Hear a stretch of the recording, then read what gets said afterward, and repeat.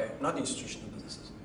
So I can't think of one business. In fact, only the advertising agencies now that WPP is in there. That's the only business we have where we have an institutional type shareholder. All of our businesses have been either started by those people, or they bought those businesses and they run them. So we typically involve with an entrepreneur. I try and start with exercise because I have a very few avenues to just relax, especially Monday to Friday. So I'm quite jealous of my weekends.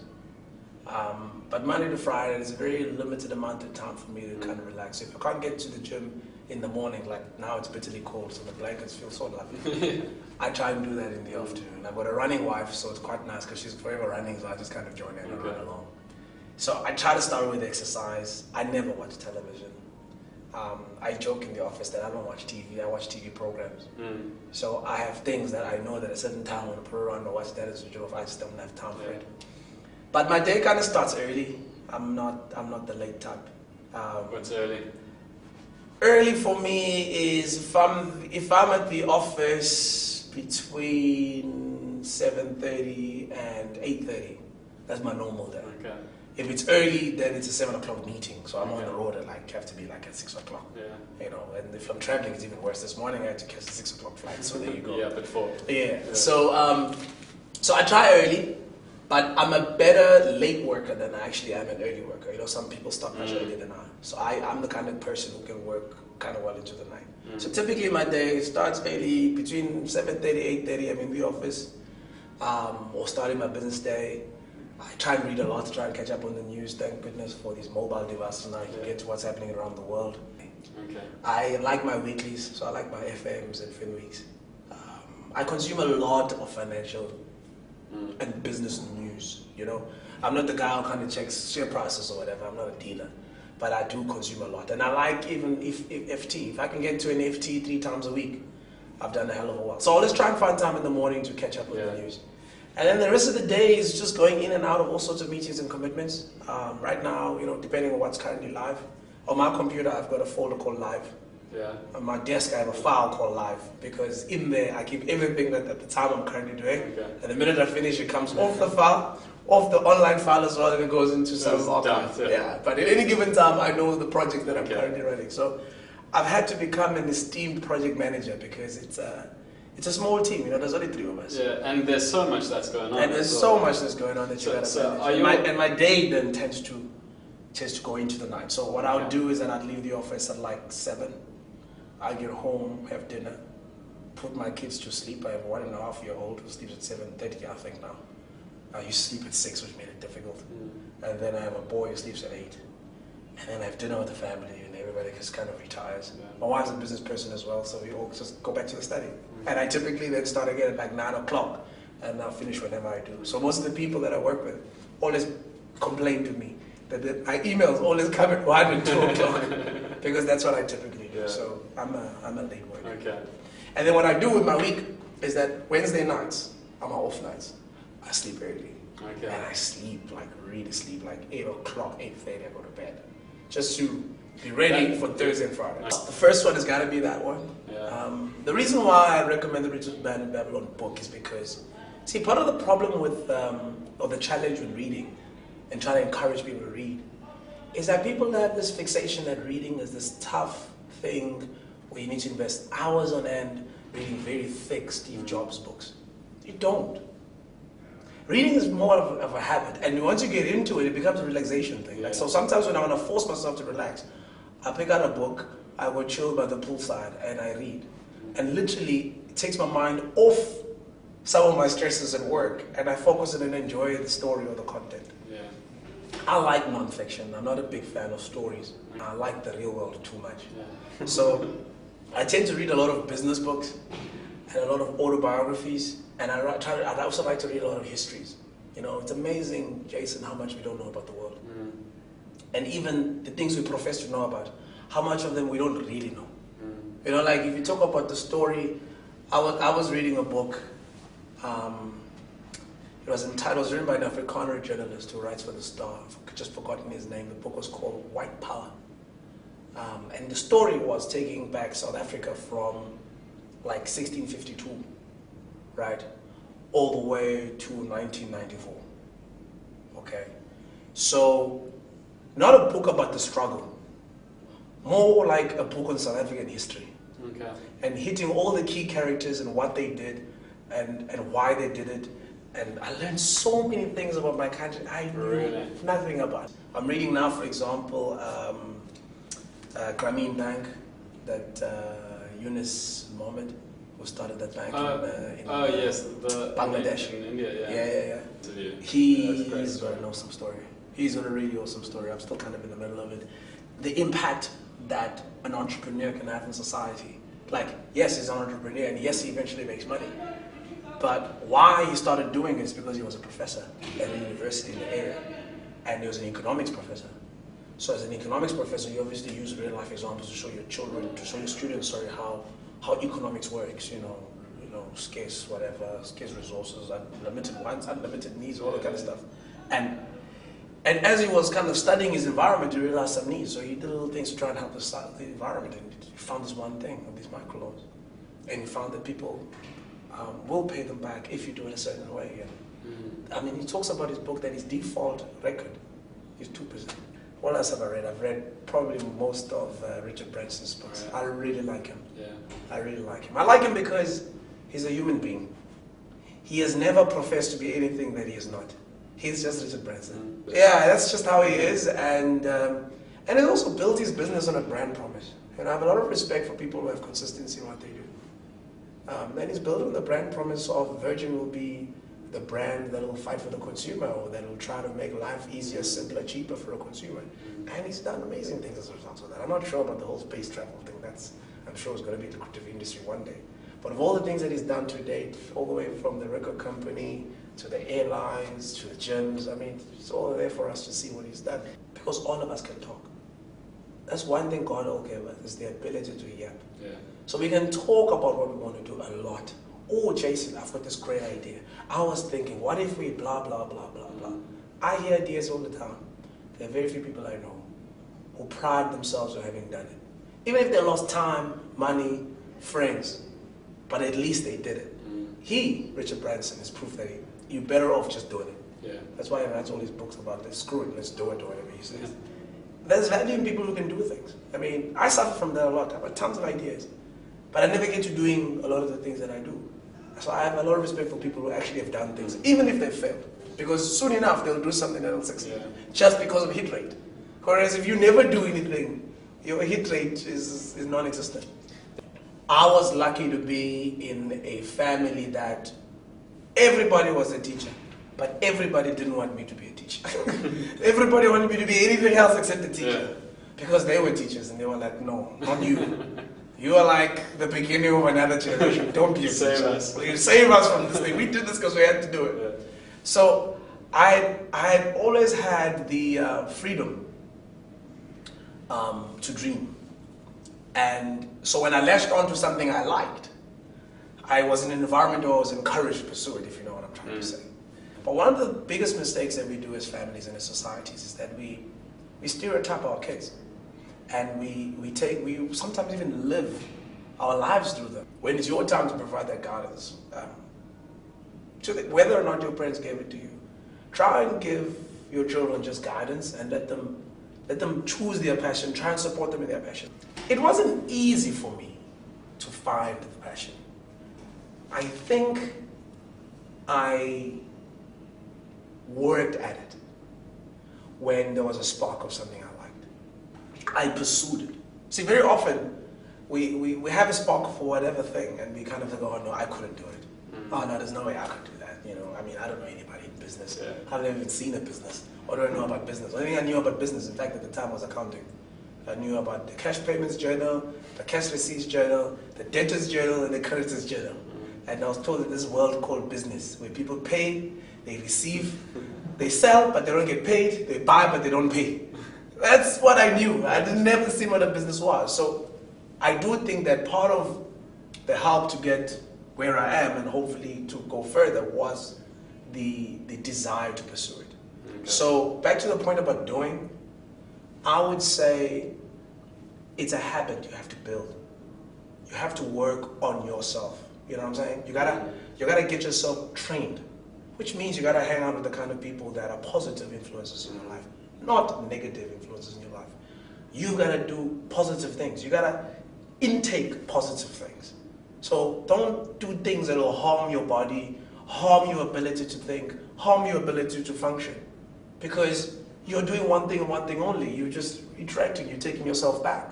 So it's a positive behavior thing for me. And you know what's funny, the thing is, if you're positive, you just attract positivity. Yeah. And the contrary is true.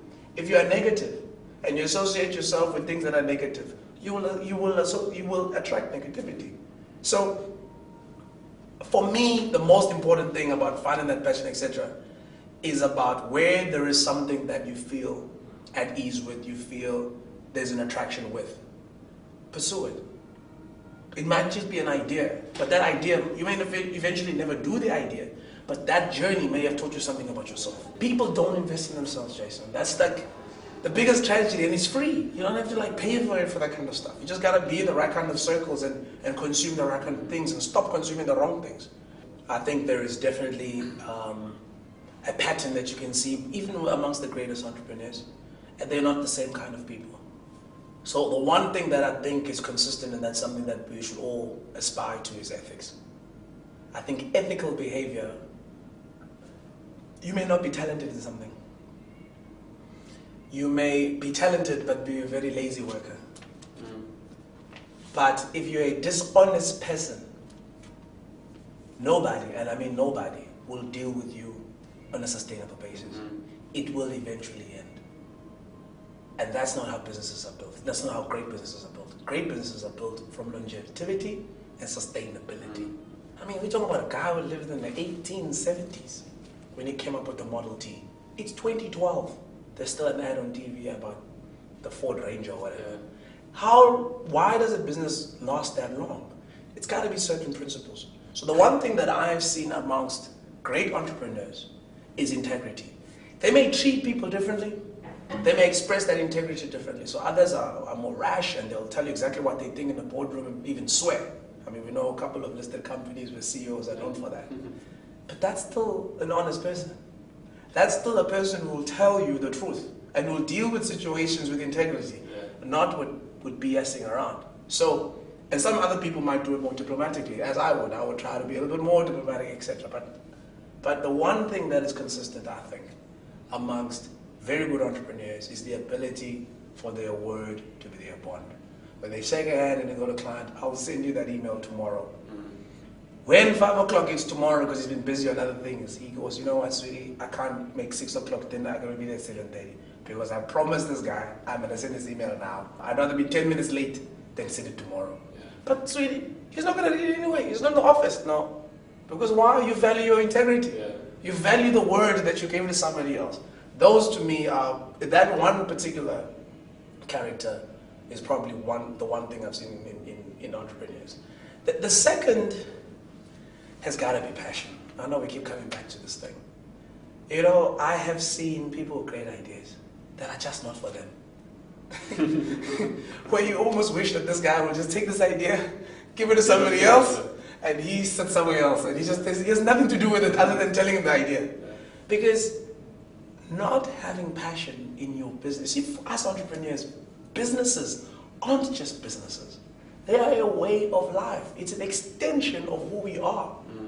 Whether I'm selling oranges, or I'm running a PR agency, or I'm running whatever it is that I'm doing, it's an extension of myself, because I, as an entrepreneur, can choose what to do to earn a living. And I chose this thing. You know? So to the extent that you chose this thing and you weren't driven by circumstances, people who do the things that they start up, that they live through, tend to be very passionate about them. Have you ever met a farmer? Show you around his yard. He'll be bored in 15 minutes. He can do it for the whole day. Because every little corner of every little sprout of thing that's growing there is his pride. It's his sprout. He has touches some. It is love and it is passion, etc. So that is also the one consistent thing I've seen. I can't stand a bad little thing. Really? You know, I drive everybody at the wall. I can't stand a bad grammar and poor spelling. I am obsessed would back. To the extent that I stop myself sometimes when I speak and I go, no, that doesn't sound right. And I say the sentence again. Somebody else will kind of brush over it. Yeah. I can't. I can't get myself to do it. Like, don't go to me to a restaurant, dude. I like, see, they misspelled fettuccine. Manager. Fettuccine is wrong.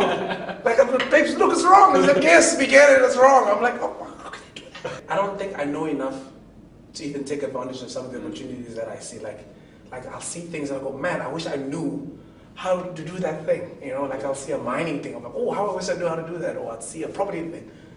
I just can't get to everything that I think of. So a lot of times, I sit in the car, in a cab, and I watch how the thing ticks the meter.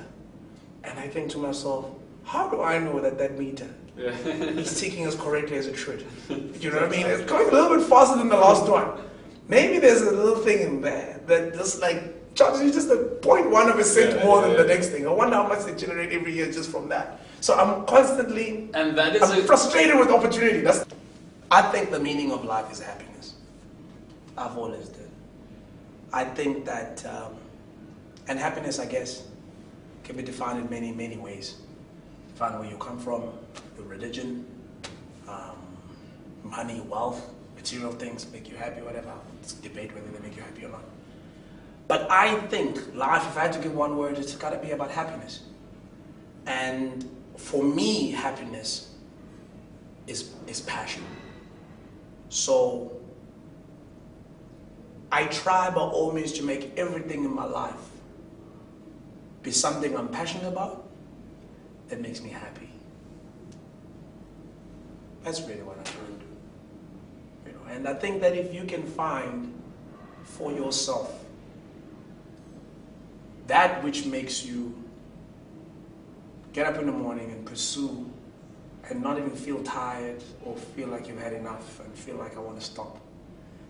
And whether you're still doing it or you stopped, you're still happy, then I think you're having a good life. I get up in the morning, I go and run this crazy business called Industry Africa. I log out of the office, I go and have dinner with the most awesome 3 people in my life. That's my wife and my 2 kids. They go to bed, and I work in this business called Industry Africa. So I'm never in a space where I'm going, what the hell am I doing here? Yes, with all those things I've counted, there are challenges. There's challenges at work, there's challenges at home. Everybody has challenges. We live in an imperfect world, so that's going to be the case. But I never want to trade it for anything else because it just simply makes me happy. So that's what I think. That's beautiful, and that's really like for somebody to say that. I mean, that's great because you don't have a lot of people that can say that. Oh, bro. You know, some smart person talked about do what you love, you never work a day in your life. If I had an opportunity to meet God, and God gave me an opportunity to ask him one question, I would ask him, why is it that you made life such that we have to make all the most important decisions when we're the least prepared? I want that wisdom now so we can make the right call. So to the 18-year-old Andile, I would have said, follow your passion and the money will come.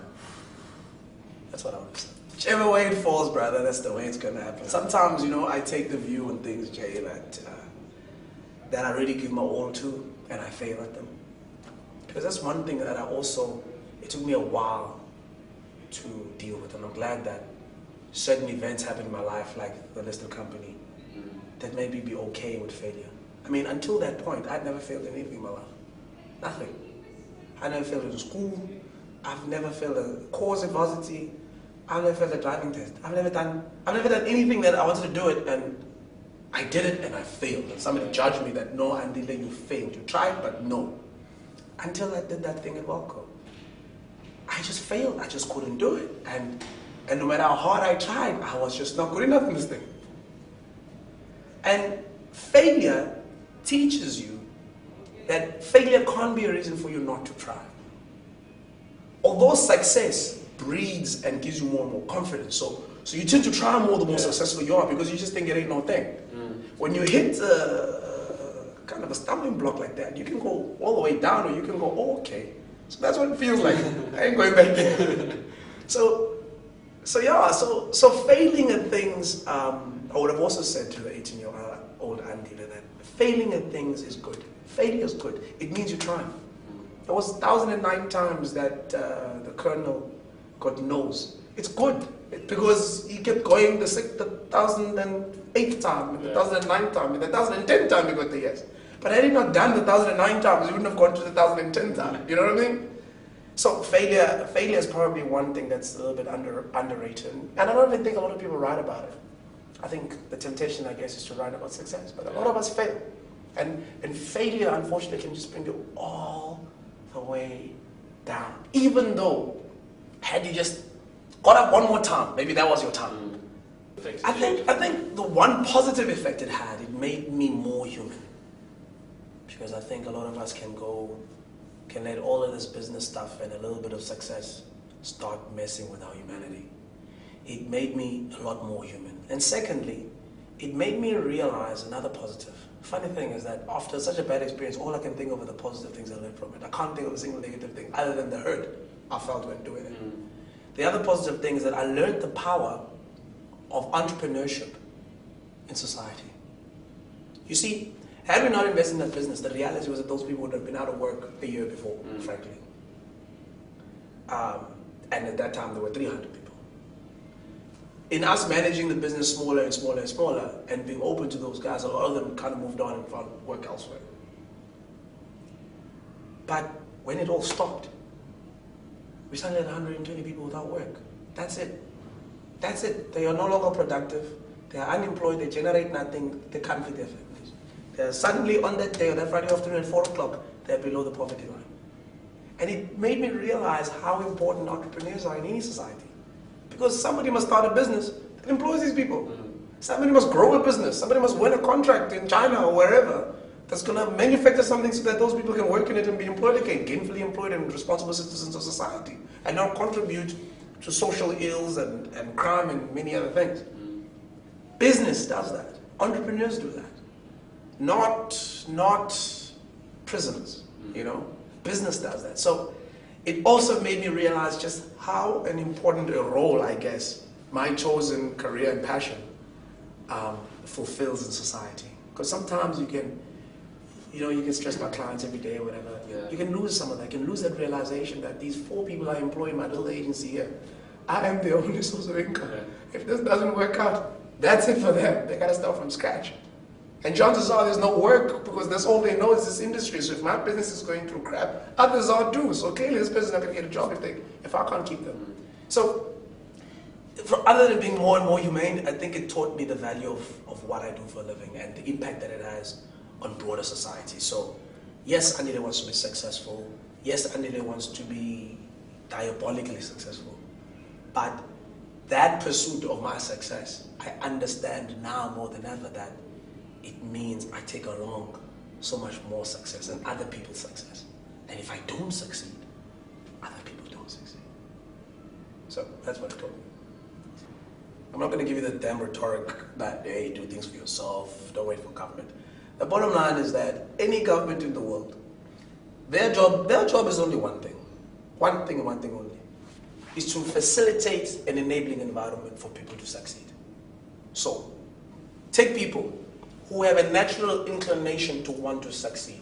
Nobody, Jason, nobody. You walk out here, ask everyone, 10 out of 10 people. No one, if asked, do you want to succeed? Will say, no, actually, I don't really want to succeed at anything. No one. We all want to succeed. The reason why not all of us succeed are many, many reasons. I'm saying one key reason is that we don't have an enabling environment. And the one key thing for me in that enabling environment is education, dog. I have got no idea how we single-handedly screwed up education in our country. I don't know. I really don't know. You know, one memory I do have, albeit rather faint, is how poor education in the township was. Yet, I look at education now, and I think I had a better education in Umlazi than some of the kids have now. I must tell you. I had committed teachers who would cane the hell out of me if I didn't do my work. kids behaved, teachers were disciplined. There was no manga business in school, the school I went to, in the deepest, darkest township of Umlazi in Durban. But I look at what comes out of schools. I look at kids being raped. I look at stabbings. I look at 30% pass rate. I mean, come on. There are 10 things. You get 3 right. How do you pass 30%? Tell me. And what world they try to give themselves awards because more people pass, but they make it easier. It's 30%. So of 10 things, you only got 3 right, and you've passed. What? Yeah. So, when you talk about what's the one thing all South Africans could do, I think that the government, our government, has failed us in creating an enabling environment for society to succeed. No society, my man, around the world, and like I said to you, I like reading some of these history books, has ever succeeded without a knowledge-based economy. People go through a proper education, and whether or not they're going to tertiary, they go through a proper, compulsory, largely free education. Typically, that nation will want to succeed. Because you see, when you finish school, you've been educated to have a certain frame of mind. You've been educated to know that I don't want to be a criminal. You've been educated to know that I don't want to be pregnant so that I could earn the grant from government. Because you've been trained not to think that way. In the absence of being trained not to think that way, you will think that way. We have children, Chief, children falling pregnant purely to get a grant. Because in their world, it is better for me to get a little bit of a grant than it is for me to go to school, get an education, and be successful. Not because that child is going to be successful. It's because the enabling environment isn't there. Yeah. So we are then the ones who are more fortunate than others, have got this constructive obligation, at least I feel, to do something about it. Because no amount of making a noise to the powers that be is going to have the effect that I'm hoping for. So I've got my own aspirations, and I think everybody should have their own aspirations about development, about what is it that Jason can do to make another Jason who come after his life a little bit different and a little bit better. You could only help one guy, but that's one person or one girl who's not going to get pregnant for a grant. One less at least. Yeah. And if all of us who are gainfully employed could take the time just to do that for one other person, we'll double the amount of responsible people in the country. So I think that if all South Africans, especially those of us who have escaped the poverty mesh and escaped the poverty web, who are free, really free, if we could invest some of our time, energy, and money in just helping one other person get out of that cycle of poverty, I think this country will be a better place. I've been toying around with one of many ideas I never do. That's why I need to be more of a doer. With an idea around employment and people who are employed and what they can do for the unemployed. You know, if you think about how all the time we're told that we're told that 25% of our country is unemployed.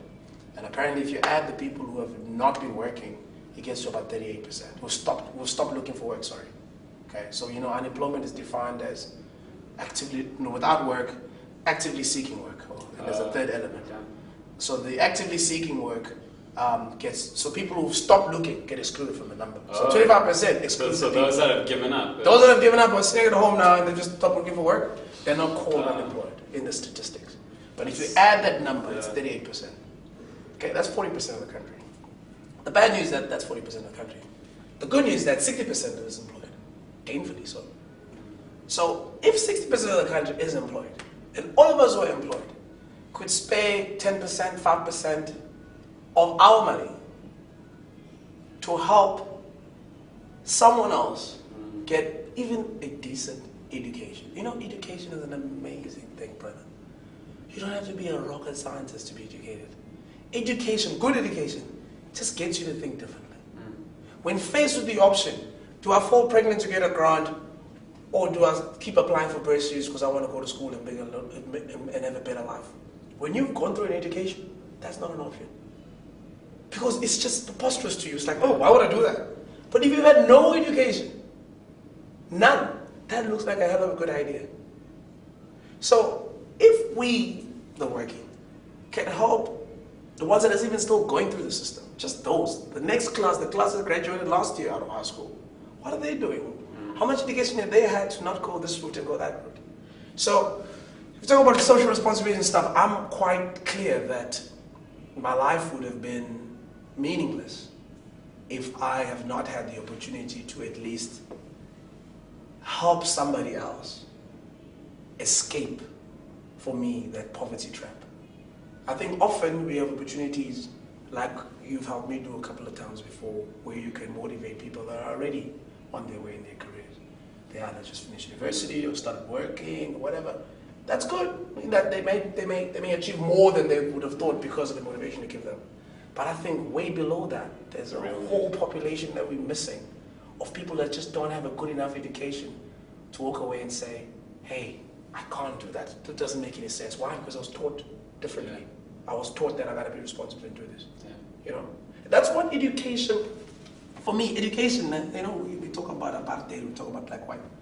The one thing that helped, I think, minimize a lot of social ills amongst even poor white people was education.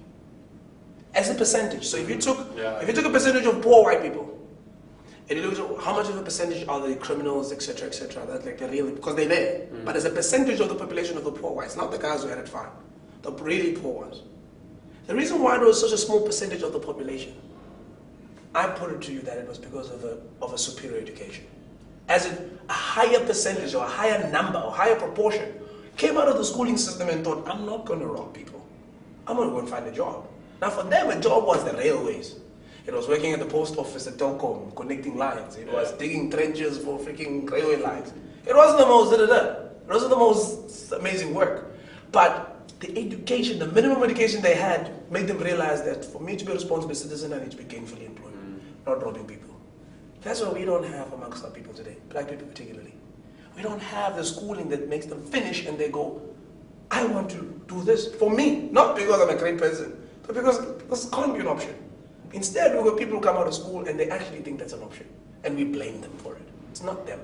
It's the system we put them through, or the lack of system we put them through. Okay, cool. Awesome. And thanks very much. Thank you. That was incredible. Thanks for your time. I didn't realize it would be this intense, eh?